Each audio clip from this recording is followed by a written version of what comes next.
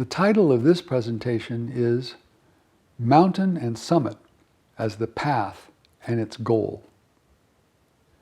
My name is William Wilson Quinn. The motion picture Everest, released in September of 2015, was a large-scale adventure drama that has received critical acclaim ever since its release. Featuring international film stars Jake Gyllenhaal and Keira Knightley, among others, the film is based on a true story and depicts real events of the Mount Everest disaster in May of 1996. The story focuses on attempts of two separate expedition groups of climbers to survive a deadly blizzard at high altitude.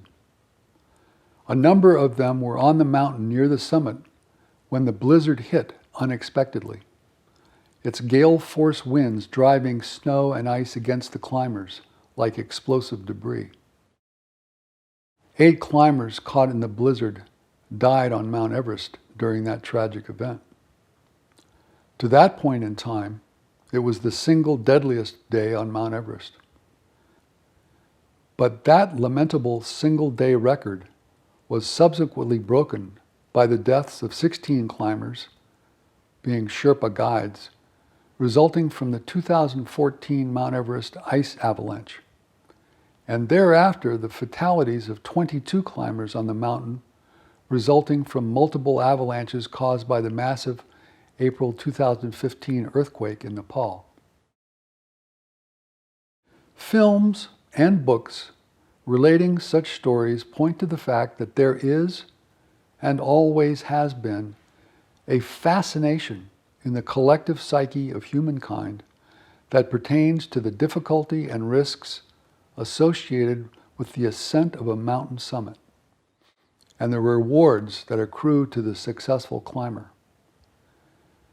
This natural relationship between mountain and summit and their ascent also supports the ease with which the simile of arduous challenge in the ascent of a mountain summit compares to other human endeavors. Stated alternatively, this relationship can be made comparable to other human endeavors by virtue of its stark clarity and its simple comprehensibility.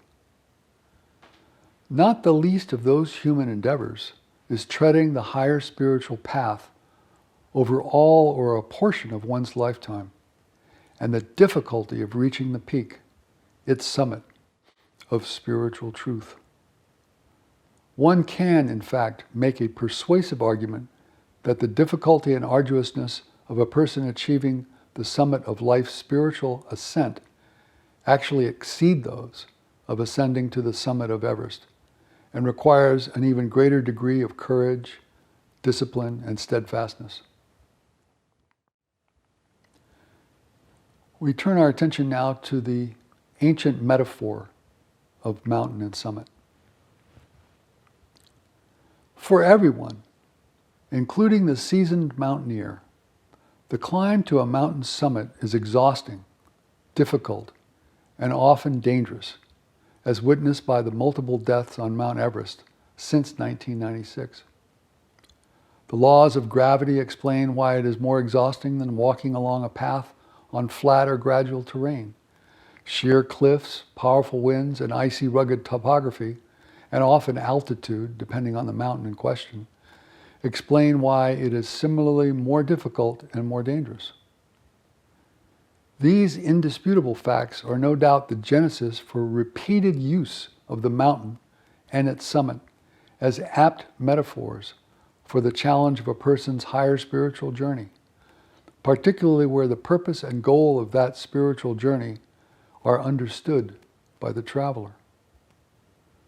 Once the summit is finally achieved, the climber experiences a clear and panoramic vision of all around and all below, together with a greater proximity to an unobstructed view of all the heavenly bodies beyond the earth's curtilage.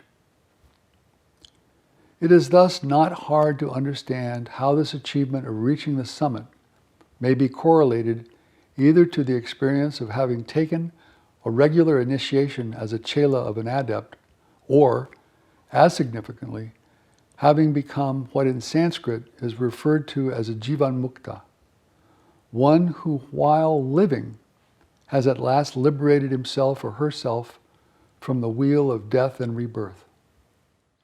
But one does not achieve the summit without first climbing the difficult slopes of the mountain.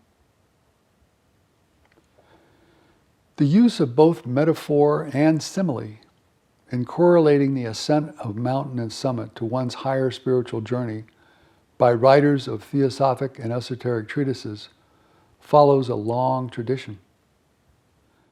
This is closely related to the fact that the phenomena of mountain and summit, including their ascent, occur regularly and with elaborate detail, in some cases, in the world's great cosmogonic and cosmological myths, which are immemorial.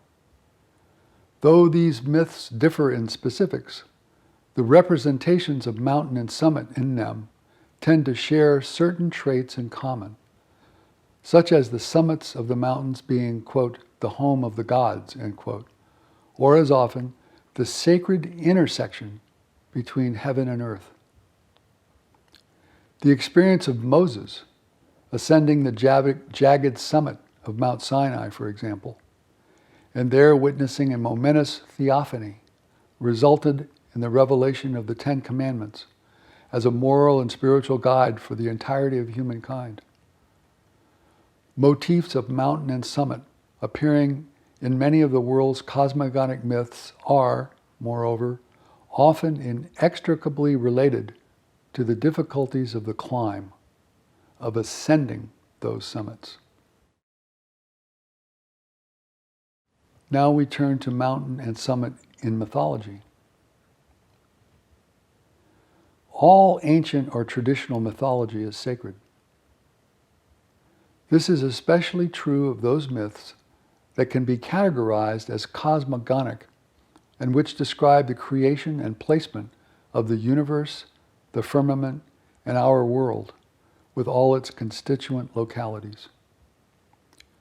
This is important to note because where mountains and summits appear prominently in such myths, they are imbued with the sacred. This, as we shall see, corresponds perfectly to the use of mountain summit metaphors in life's spiritual journey. But owing to the limitations of space, just two of the many other possible examples from traditional mythology follow here in order to illustrate this point. In classical Hindu mythology, various differences occur in the story of creation depending upon whether one looks to the Shruti tradition of Vedic ritual and doctrine, or to the oral Smriti tradition emphasizing the acts of gods and kings, both later transcribed and in large part comprising the Puranas. Nonetheless, after the world was formed, one aspect of it looms large in Indic myths, which is the placement and location of Mount Meru, commonly believed to be the abode of Brahma. In the myths, Meru is a mountain in the far north, in relation to the Indian subcontinent, which is sacred not only to Hindus, but to Jains and Buddhists as well. H.P. Blavatsky, or HPB, refers to its mythological status as the abode of the gods. Mount Meru, pursuant to its mythological reality, is considered to be the center of all the physical and metaphysical universes, and so has a primordial spiritual dimension. In testimony to this, Hindu, Jain, and Buddhist temples have been constructed in past centuries as symbolic representations of Mount Meru. According to the great Hindu epic Mahabharata, which we should also note contains within it the Bhagavad Gita, the 5 sons of King Pandu known as the Pandavas, and their wife Draupadi attempted to ascend to the summit of Mount Meru in order to attain heaven. But during the ascent, Draupadi and 4 of the brothers fell to their deaths due to their sinful karma. Only the 5th brother, Yudhishthira, because of his spiritual purity, successfully climbed to the mountain summit and so reached the sacred sanctuary of heaven.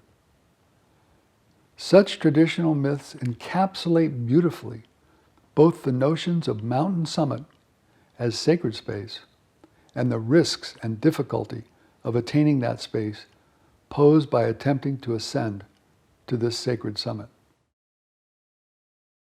This eastern example of Mount Meru corresponds in many ways to the western example of Mount Olympus, the dwelling place of Zeus, chief of the Greek gods.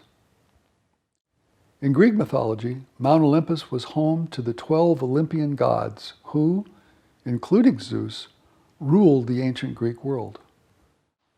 Olympus's northern slope was, further, the birthplace of the 9 muses and home to several of them. Mount Olympus is the location in which many Greek myths are set, and from whose topmost peak, as described by Homer in the Iliad, Zeus commands the other gods. Unlike Mount Meru, Olympus has an actual geographical counterpart, which is Greece's highest mountain in Thessaly. But like Mount Meru, Olympus is imbued with the same consecrating power of height, of proximity to and participation in the sacred, and also shares the same spatial symbolism of transcendence that includes, among other things, the principle of the vertical axis. Unlike Mount Meru, the ascent of Olympus was prohibited to mortals, who were not permitted there. However, any mortals who, in defiance of that rule, nonetheless succeeded in making the difficult ascent to the peaks of Olympus, such as Castor and Pollux, became, like those who climbed Mount Meru, spiritually consecrated and/or achieved the status of gods or demigods. In summary, the world's great sacred cosmogonic myths that feature icons of mountain and summit as representations of the principles of center and transcendence and vertical or spiritual hierarchy are the immemorial bases for use by later writers of the metaphor that equates ascent of these summits to the challenges of a person's higher spiritual journey in life. Just what these challenges are, and their degrees of difficulty and of suffering, will now be our focus. Before turning our full attention to the core of this discussion, I ask that you recall 2 significant features in the discourse of the spiritual journey in order to provide more clarity in further examining the metaphor of climbing a mountain summit for climbing to the summit of truth, of spiritualization in one's spiritual journey through this incarnation. The first of these features is the use of and distinction between the inner person and the outer person, which principle may alternately be referred to as one's higher self and lower self. Such terms have been used throughout time to express this concept in sacred scriptures and commentary, and found perhaps their best expression in the West by Thomas Aquinas, who noted in Latin, duo sunt in homine, transliterated as, 2 there are in man. Aquinas' phrase reflects equally not only a core Platonic doctrine, but the Buddhist and Hindu doctrines of the 2 selves, mortal and immortal, that dwell together in one person. Those familiar with the corpus of esoteric teachings dealing with the 7 human vehicles, or sheaths, in Sanskrit koshas, will understand that together, the lower quaternary, the lower 4 principles, and the higher triad, or higher three principles, comprise the outer and respectively the inner person.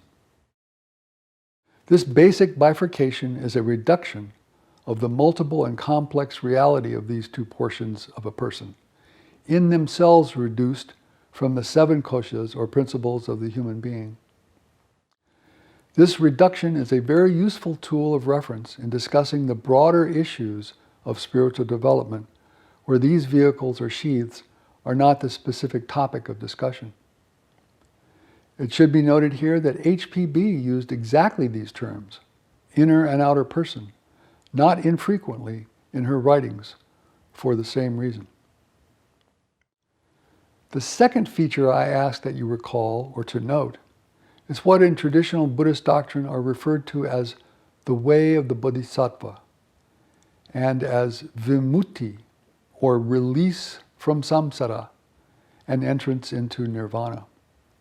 Commentators frequently ascribe these differing emphases or goals, respectively, to the Mahayana, here including Vajrayana, and the Theravada schools or divisions of Buddhism. But this is by no means absolute. In the first of these, the Bodhisattva ideal, one whose inner person at last conquers the outer and so achieves the right to enter nirvana, voluntarily sacrifices that reward in order to remain incarnate and assist others until all sentient beings have achieved the same goal. In the second of these, sometimes referred to as the Pratyekya Buddha ideal, one who achieves vimutti and is therefore released from the wheel of death and rebirth, enters nirvana and no longer has any active presence in the corporeal or lower worlds. Among all the world's spiritual traditions, Buddhist scripture and doctrine afford the clearest distinction between these two choices for those reaching release from the wheel of death and rebirth. Turning now to the central question at issue, we ask how and to what extent the metaphor of ascending the summit of an actual mountain correlates to the ascent of the summit of spiritual truth and the rigorous path that must be tread to achieve this. In addition, we may also ask, how does this metaphor relate specifically to the lives of those on this higher spiritual journey? A good place to begin to find an answer to these questions is to reproduce a quote from Annie Besant, the second president of the Theosophical Society, in which she employs this metaphor in a unique way by identifying two separate ways to achieve the summit. She writes, quote, "The man who has entered on the probationary path intends to accomplish within a very limited number of lives what the man of the world will accomplish in hundreds upon hundreds of lives. He is like the man who, wanting to reach the top of the mountain, refuses to follow the track that winds around and around.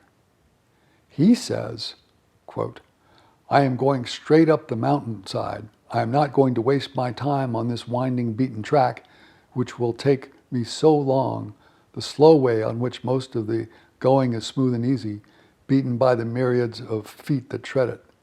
I shall go by the shorter route. I shall take the swifter path. I shall go straight up the mountainside. No matter what the difficulties, I will climb the mountain. No matter what obstacles there may be, I will go. Precipices there may be, I will cross them. Walls of rocks there may be, I will climb them. Obstacles and boulders in my path there may be. I will manage in some way to surmount them or get round them. But up that mountainside I mean to travel." End quote. What will be the result? He will find 1,000-fold more difficulties surround him on the path. If he gains in time, he must pay in trouble for the difficulty of the achievement. The man who enters on the probationary path is the man who chooses the short way to the mountaintop and calls down on himself the whole of his past karma, which is largely to be got rid of before he is fitted for initiation." End quote. In her version of the mountain summit and ascent metaphor, Annie Besant draws an interesting and insightful distinction between two different approaches to the ascent of the summit. While one may be tempted here to draw a comparison or correlation between Besant's two approaches to ascending the summit and our prior distinction between the ideal of the Bodhisattva and the ideal of the Pratyekya Buddha, the facts cannot support it. There are too many spiritually exalted Buddhist contemplatives in Theravada forest tradition meditation centers and sanghas to allow such a correlation. And for this reason, one should not infer that this is what Besant meant. Accordingly, in our version of this metaphor, which when completed may as easily be viewed as a parable, we will concentrate solely on those taking the path of the Bodhisattva, those who wish to go straight up the mountainside, regardless of their religious affiliations.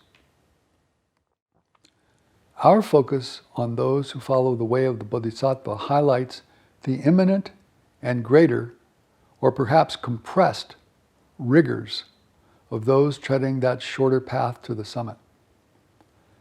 There exists an ancient and hierarchical structure comprised of those few who have similarly gone before on this shorter path of the Bodhisattva and achieved the summit of spiritual truth, and who then often become the teachers of those presently engaged in a direct climb to the summit.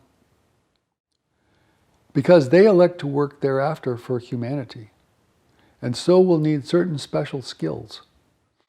After their initial initiations and acceptance to chelaship, these climbers undergo considerable training in mastering the forces of nature, among other things, during their higher spiritual journeys. In addition, as Besant suggests, these climbers, because of their voluntarily accelerated ascent to the summit of truth, must also undergo a correspondingly accelerated confrontation with their own karma, the result of which often involves great suffering and hardship. Those who elect to climb straight up the mountain to the summit must also forge their own paths, and the consequences of the many difficult decisions they make along this challenging way are theirs alone. Those spiritual travelers, as metaphorical climbers, who make the choice to go straight up the mountain, to follow the Bodhisattva ideal, are faced with burdens not faced by others. First, the climb straight up is far more difficult and exhausting than a gradual ascent, and thus requires an extraordinary degree of dedication and determination unlike that required of others. Second, the risk of injury or death on this steep climb is far greater than that faced by those taking a gradual ascent. In fact, considerable compressed suffering in the form of metaphoric injuries, if not actual death, is practically inescapable on the climb up this steep path. The law of compensation, or karma, dictates this rule, because in this metaphor only those who have achieved a sufficient degree of spiritual purity can be successful in reaching the summit. And such spiritual purity occurs through a resolution and balance of one's oppositive karma, equating to the inner person's victory over the outer person, following an agonizing struggle in the form of this direct climb or ascent up the steep mountain. Tradition holds that there are no exceptions to this law. This is illustrated by the experience of Damodar Mavalenkar of Bombay, who was one of HPB's and H.S. Olcott's most cherished colleagues, and about whom few had anything to say but praise for his loyalty and dedication to those founders and their mission. In early 1885, Damodar left India as an initiate for the Himalayan retreat of his teacher, the adept Kutumi. There was no word of Damodar's progress until a note from this adept, transcribed on a letter, was received by Alcott in June of 1886. The note reads, quote, "The poor boy, Damodar, has had his fall. Before he could stand in the presence of the masters, he had to undergo the severest trials that a neophyte ever passed through, to atone for the many questionable things in which he had overzealously taken part, bringing disgrace upon the sacred science and its adepts. The mental and physical suffering was too much for his weak frame, which has been quite prostrated, but he will recover in course of time. This ought to be a warning to you all. You have believed not wisely but too well. To unlock the gates of the mystery, you must not only lead a life of the strictest probity, but learn to discriminate truth from falsehood. You have talked a great deal about karma, but have hardly realized the true significance of that doctrine." End quote. From this we can learn how critical is the decision to begin a steep and direct ascent to the summit of truth, and why one should never fail to be fully aware of one's own character or to make uncritical assumptions about one's readiness to proceed. It is said, "Ask and ye shall receive." But this asking, which may of itself be easy and which invariably prompts some response, should always be preceded by a sober and honest evaluation of one's readiness to receive and one's current circumstances. Figuratively speaking, failure to evaluate oneself honestly before asking would be tantamount to setting out to climb the summit of Everest without any physical training or necessary equipment, a decision with a probable outcome of tragedy. But at the same time, one cannot allow excessive doubt or trepidation to preclude the decision to begin such an ascent. Unwavering courage is an absolute requirement for this ascent. And always and repeatedly, the adepts communicating with principles of the theosophical movement of the late 19th century exhorted them to try.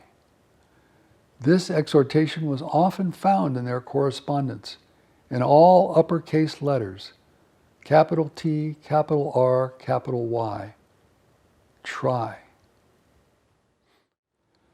Success in completing the difficult spiritual climb and ascending the summit of truth is, in a figurative sense, to suffer the defeat, that is, the death, of the outer person, which often fights with ferocity to avoid this outcome. Though the physical body may survive this death, the remainder of the outer person must be wholly reborn from one with personal cravings and attachments, with emotional and mental needs and proclivities, to one whose motivations are completely unselfish and pure, and subject to the directives of the inner person. There are fewer forms of death that elicit such a degree of suffering. According to K.H., the difficult baseline criteria for achieving this outcome are, quote, fasting, meditation, chastity of thought, word, and deed, silence for certain periods of time to enable nature herself to speak to him who comes to her for information, government of the animal passions and impulses, and utter unselfishness of intention. End quote. Following these requirements, suffering the accelerated and heavy vicissitudes of karma visited upon the spiritual climber who decides to take the straight path up the mountain to the summit of truth is but another way to describe the process of this death of the outer person. This process typically occurs during the climb and must usually be completed before reaching the summit. The spiritual climber, at the outset of his or her ascent of this seemingly indomitable mountain summit should also be aware that there are no easy shortcuts to that summit. Extending this metaphor, one cannot ride to the summit on an animal or a vehicle, or be carried in a palanquin, or take a helicopter. No amount of wealth or social or political influence can assist this climber in reaching the summit, nor can one ever take the place of another. Such a climber must use his or her own feet and make the difficult climb himself or herself alone and suffer the hardships. Along the way, the climber will lose footing and at times slide painfully backwards downhill. This climber will invariably suffer scrapes and bruises and broken bones and frozen extremities and debilitating fatigue. But despite such setbacks and injuries, the climber must nonetheless keep ascending if the goal is to be achieved. On the way, spiritually speaking, the climber's feet must be eventually washed in the blood of the heart, flowing from a wound to the heart made by the piercing lance of sacrifice of the world of the outer person to that of the higher and nobler inner person. Certain aspirants may at last have come to a point in their higher spiritual journeys where it is time to decide to undertake such an all-out ascent to the summit. At this point, they consider choosing to follow the way of the Bodhisattva and to actively invest the great effort that this choice entails with complete dedication. This choice is the decision to try. At first, they may struggle mightily with the weight of this decision, as the consequences involved are usually formidable. For those climbers who live in society's general population, the effects of this decision on their lives can be radical and may, as a first step, involve entrance or relocation into a monastery or ashram or other spiritual community. In addition, for its very survival, the outer person works forcefully against a decision to ascend. Even with global disaster and pandemics occurring at quicker intervals and spiritual darkness relentlessly pushing to envelop humanity, some aspirants may feel comfortable within the environments of their families and communities and perhaps their employment. This places these aspirants at a disadvantage in facing the consequences of this personal decision. Standing on the very edge of this decision, some may even be ready without realizing it, but act instead to preserve their familiar spiritual paths and so avoid certain uncomfortable results that follow a total commitment to ascend directly to the summit of truth. Such a decision is never easy. It first requires an unblinking gaze into the depths of our hearts to discover whether we have the courage and the stamina to proceed. Once made, this decision can result in alterations to the various relations we have, including those with our communities at large.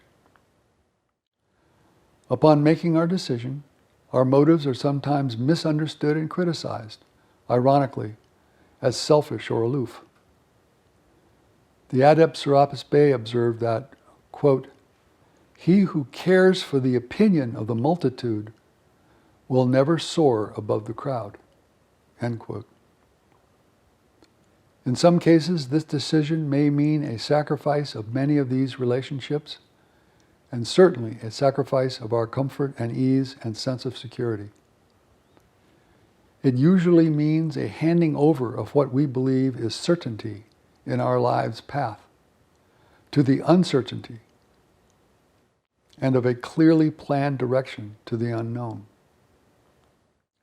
For those spiritual climbers already resident in a spiritual community, this decision, even though free of some of the difficulties faced by those who are not residents of spiritual communities, is no less difficult. In short, it requires a surrender to our inner person, which occurs through the simultaneous process of subduing the outer person, whose mundane wishes, habits, and attachments thereafter become unimportant. The extraordinary difficulty of this decision to begin the direct ascent to the summit of truth, and upon succeeding to devote oneself to the enlightenment of the orphan humanity, is not new. In fact, it is ancient, and has given rise to maxims of truth about this spiritual journey, like multivocati electi pauci, the Latin verse meaning, many are called, few are chosen, which finds expression in the Christian scripture in Matthew 22:14. And the fearsome danger in the direct climb to the summit is not new either, expressed by Besant as the climber, quote, calling down on himself the whole of his past karma, end quote, by undertaking the way of the Bodhisattva. This choice is immemorial, yet ever present. Since the first ascent of Mount Everest, summit by Edmund Hillary in 1953, over 250 climbers have died trying to ascend that summit, and as many or more have been injured. But the direct climb to the summit of spiritual truth takes far longer and is often as dangerous. The main difference between those who successfully ascend the summit of Everest and those who metaphorically ascend directly the summit of spiritual truth is one of the greatest magnitude. Those who ascend to the summit of Everest have arguably achieved the world's most magnificent vista and a clear demonstration of supreme discipline and will. But those who succeed in ascending directly to the summit of spiritual truth, for all the woeful sacrifice and suffering of that arduous climb, have achieved something extraordinary as a consequence of their choice to serve humanity. One may believe that arrival of these climbers at the summit signals their entry into a new world of wonder and magic, where they are immersed in a vast reservoir of unconditional love, a condition in which they and those with whom they labor remain as long as that service continues. Thank you for your attention.